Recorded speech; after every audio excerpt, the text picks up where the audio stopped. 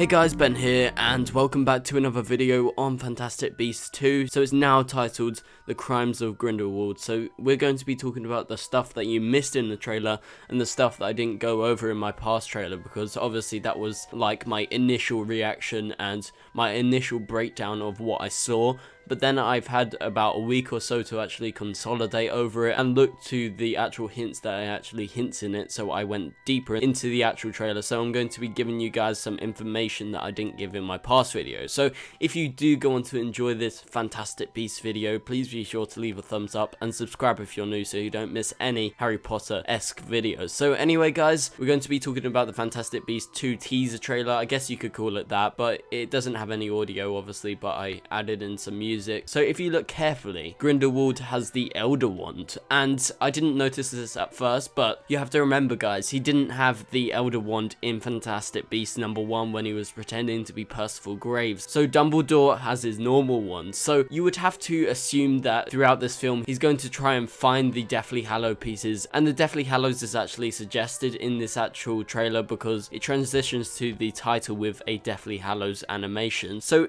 I'm guessing in this film there's going to be a lot to do with the Deathly Hallows, and I'm guessing he's going to be finding the Elder Wand and he's going to steal the Elder Wand because we know he steals it. And I'm guessing there's going to be that story arc in this actual film, because in the past film he obviously didn't have the Elder Wand, and the Elder Wand's a massive thing in Harry Potter lore. So it seems like the crimes of Grindelwald is actually referencing the crimes that he's going to commit in actually trying to get these Deathly Hallows pieces, because we know he has to steal the wand, he has to find wherever the Resurrection Stone is, he has to find the invisibility cloak, and obviously that's later passed on to Harry Potter. That links into the main Harry Potter films, and it was covered a lot in the last 2 Harry Potter films, so the Deathly Hallows films obviously, as the title suggests. So if you guys want to consolidate on the Deathly Hallows and what we might expect to happen in Fantastic Beasts 2, you might want to go back and rewatch it.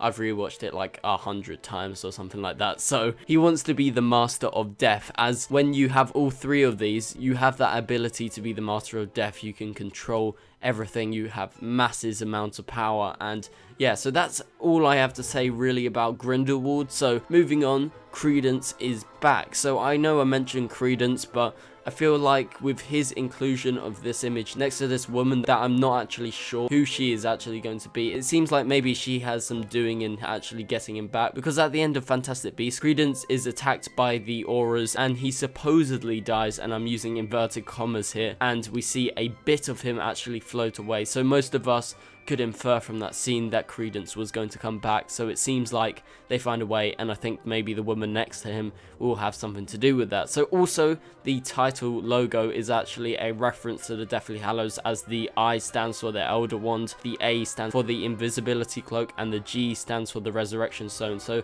they've subtly included that in there, they've just added that to the graphics, and I think it looks like a really cool title logo, and I'm very excited to actually see it on the big screen, because you know, the Harry Potter intros are the best. So in the trailer we get to see Leta Lestrange, and she is a relative of Bellatrix Lestrange. I didn't mention that in my last video. I'm not sure why I didn't do that, but she was mentioned in Fantastic Beasts 1. She was actually like Newt's best friend or girlfriend. I'm not 100% on that, but I'm pretty sure she was the one that actually made Newt get expelled from Hogwarts. I'm pretty sure that she let the beast loose instead of Newt, but Newt took the blame. So something like that happened, and they were really good friends. At least I know that. So she's going to be a big part in this film. So it's going to be mainly set around Paris, and Lestrange does sound very Parisian. So the last thing in this actual trailer that I could spot was Theseus Scamander. So I know I mentioned this in my past video, but Newt's brother is somewhat of a legend in the Harry Potter universe, according to Makusa, and they all actually referenced him in a good way, and that he was quite a big name because all these people knew who he was. So something big's gonna happen with him, because he's a big character in the lore, in the history of Fantastic Beasts and Harry Potter. So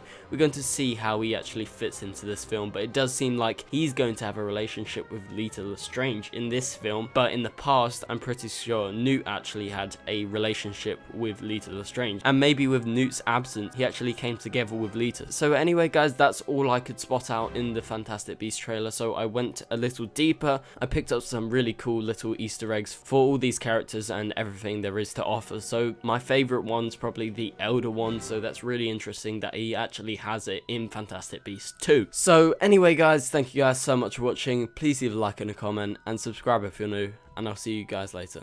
Goodbye.